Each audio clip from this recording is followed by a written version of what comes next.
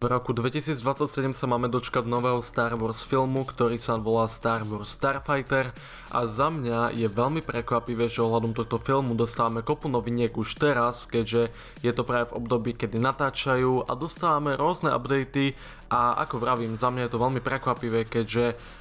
ako keby som sa vrátil do tých čias, kedy sme ohľadom nových filmov dostávali aj nejaké takéto updaty a nečakali sme len na nejaké prvé trailery, ako to je v prípade Mandaloriana Grogu. Ja som rád, keď sa filmy takto promujú aj počas toho natáčania, za mňa je to celkom fajn krok práve od toho štúdia. A je fajn, že dostávame aj k tomuto filmu nejaké novinky a zaujímavosti, čiže poďme sa pozrieť na jednu kúsok staršiu novinku, ale chceme tu spomenúť z istého dôvodu, ku ktorému sa ešte dostaneme. Čiže čo sa týka filmu Star Wars Starfighter, už som o ňom nejaké to videjko robil, čiže určite vám odporúčam si ho pozrieť, nech dobehnete všetky tie informácie, ale vieme, že to teda bude nový Star Wars film, ktorý sa odohráva 5 alebo 6 rokov po epizóde 9. No a máme sa dočkať v máji 2027, hlavnú postavu si zahrá Ryan Gosling.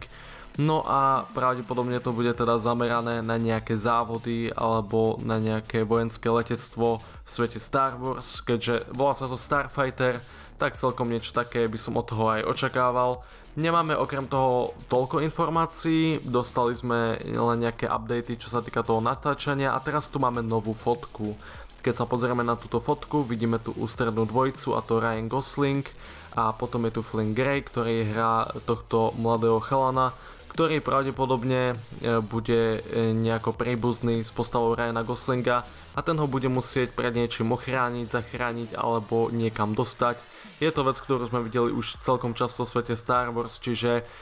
dúfam, že to urobia aspoň nejako originálne. Každopádne vidíme v pozadí more a áno, je to Stredozemné more, ako nám bolo potvrdené. To je celkom zaujímavé, pretože počas prequelov sa v oblasti Stredozemného mora natáčali scény na Naboo. Môže toto naznačovať, že sa vrátime na Naboo. Aj pre extrémne veľkých pamätníkov počul som, že je to planéta Castillon zo Star Wars Resistance, kde prebiehali rôzne závody a to by dávalo zmysel vzhľadom na tému tohto filmu, čo majú byť rôzne stíhačky, ale absolútne pochybujem, že niečo také bude a že sa vrátime na Castillon, ale spomenul som toto pre pamätníkov, určite ten jeden človek, čo videl tento seriál, mi môže napísať do komentárov. Ale je to zaujímavá taká behind the scenes fotka a určite sa naskytla aj možnosť pre nejakých fanúšikov z diaľky sledovať toto natáčanie, ako je to často prípadom, keď sa natáča na reálnych lokáciách, nejakí paparazzi a fanúšikovia to takto zaznamenajú. Čiže jednoducho sme dostali túto novú fotku a ako, hej, ja sa na to celkom teším, neodhaluje nám to kopu informácií, vidíme tu postavy v ich outfitoch, ako tam budú, je to tu kúsok lepšie viditeľné ako poslednú fotku, ktorú som tu rozoberal. Ale ako vravím, ako som vravil teda na začiatku videa, som rád, že dostávame takéto priebežné updaty a že to neberú ako nejakú samozrejmosť a že nám takto dávajú vedieť, keďže mne to celkom aj chýba, čo sa týka filmov, keďže dakedy sme podľa mňa mali lepšie urobené tie updaty k tomu práve od tých režisérov alebo na tých sociálnych sieťach, čiže toto je celkom milé prekvapenie.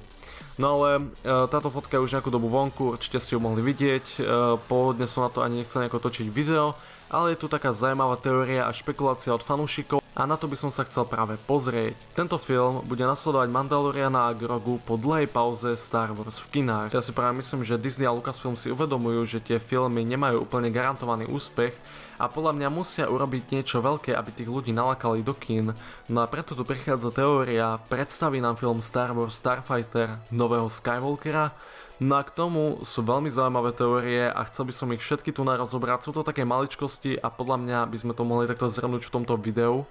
Prvá vec, ktorú som videl často na Twitteri, je, že Ryan Gosling pripomína Cade'a Skywalkera. Ak neviete, kto je Cade Skywalker, nie je to postava zo Star Wars kanonu, ale zo Star Wars Legend a je to celkom taká sivá postava, pretože aj keď v začiatku to bol Jedi, no tak neskôr spadol z tejto cesty a stal sa pirátom a nájomným lovcom, dokonca prepadol aj rôznym známym Star Wars látkam, ktoré určite poznáte. No a hral kľúčovú rolu neskôr počas vojny s radom jedného Sitha, kde bol práve Darth Krayt.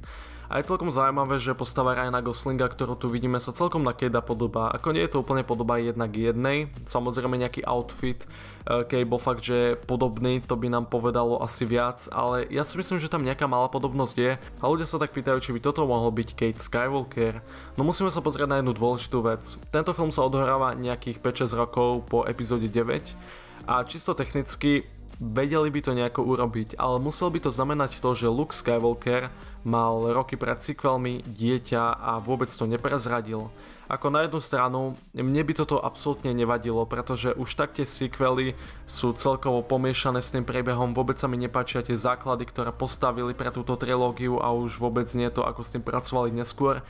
Čiže ak toto sa nejako snažia vopchať do príbehu, ja to úplne pochopím, vezmem to a pôjdem s tým, pretože toto by mi popravde ani tak nevadilo, ale musel by to zaujímavo vysvetliť, prečo Luke to vôbec nespomenul, kde bolo toto dieťa celý tento čas. Je tam veľa vecí, ktoré by museli vysvetliť, ale kľudne by som s tým išiel, pretože ak by predstavili nového Skywalkera a bola by to nejaká taká unikátna postava ako práve Kate, tak podľa mňa by nalákali veľa ľudí na tento film a mohli by pokračovať v tomto príbehu veľmi zaujímavým spôsobom a možno teda nám predstaviť nového zaujímavého Skywalkera takto do filmu a bol by práve hlavný ťahák pre nové generácie divákov. Akože Ryan Gosling je veľké meno a určite taká úloha by sa mu hodila. A Kate Skywalker je zaujímavý aj v tom, že to nie je ukážkový Jedi, zároveň neprepadol kompletne temnej strane sily, ale drží si taký ten stred, hej, že je v takej tej šedej zóne, kedy je aj na strane zločinu, ale zároveň ide aj proti tomu zlu. Ak by teda Ryan Gosling nebol Kate Skywalker a bola by to čisto nová postava, čo je takisto veľká šanca, no tak je tu možnosť, že Amy Adams si zahrá Mara Jade Skywalker. Tomu osobne dávam oveľa menšie šance, ale ľudia o tom stále špekulujú, takže aj to tu chcem spomenúť. Amy Adams bude hrať v tomto filme, čo mnohých ľudí prekvapilo, keďže toto je ďalšie veľké meno. No a mohla by hrať túto veľkú postavu. Ak neviete, Mara Jade Skywalker je taktiež postava z legend a bola tu pôvodne Palpatinová ruka, ktorá ale neskôr prešla na svetlú stranu sily a dokonca je to manželka samotného Luka. Čiže ak by tu toto zakomponovali, že toto je manželka Luka, o ktorej sme celý čas nevedeli, jasné, je to stretch, ale hej, to by bola teda kúsok staršia Mara, nevsledovali by sme tú mladú Maru, ktorá pôvodne robila misie pre Palpatina a potom sa vykúpila, ale sledovali by sme teda staršiu Maru, ktorá znáša to, že v podstate Luke tu nie je a nejaké to jeho dedičstvo. Neviem, mohlo by to teoreticky fungovať, to, že by tam retconli, že v podstate Luke mal celý čas ženu, len sme o tom nevedeli. Bolo by to ako...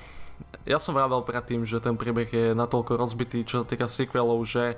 mohli by prejsť reálne už s hocičím, ale áno, je toto stretch a neviem, či na Maru Jade je vôbec teraz priestor v kanone po tom všetkom, ťažko povedať, ale ľudia si spojili, že teda keď tu je také veľké meno a táto herečka má vlasy jak Mara, tak automaticky ide o Maru Jade. Je možné na nejaké to percento, že toto je nový Skywalker v tomto filme, ja si to teda veľmi nemyslím. Keď tu spomínam tých nových Skywalkerov, toto je čisto špekulácia a je možné, že žiadny nový Skywalker sa neukáže, ale tiež som počul ľudí hovoriť o návrate jedného známeho Skywalkera a to je Rey Skywalker. Možno niektorí nie ste úplne za, aby som ju tak nazýval, ako OK, ale hej, oficiálne je to teda Rey Skywalker a je možné, že sa vráti v tomto filme. Ako z nadchádzajúcich Star Wars filmov je zatiaľ toto môj najočakávanejší, určite sa na neho teším oveľa viac na Mandaloriana a Grogu, ktorý nedávno odhalil svoj prvý trailer, ktorý som tu rozobral a z toho som teda odpálený vôbec nebol a pre mňa mi to ako škoda, keďže Manda som mal celkom rád a že sa teraz na to až tak neteším, neviem, pre mi to je celkom ľúto, ale ja som tomu šancu dal a o tretej série to za mňa ide kúsok dole vodou, každopádne nechcem sa nejako opakovať, o tom už som vo videách nejako rozprával. A na toto sa celkom teším, podľa mňa to bude unikátny Star Wars film a nechcel by som nejaké veľké spojenia so sequelmi, niekto je radšej svoj príbeh,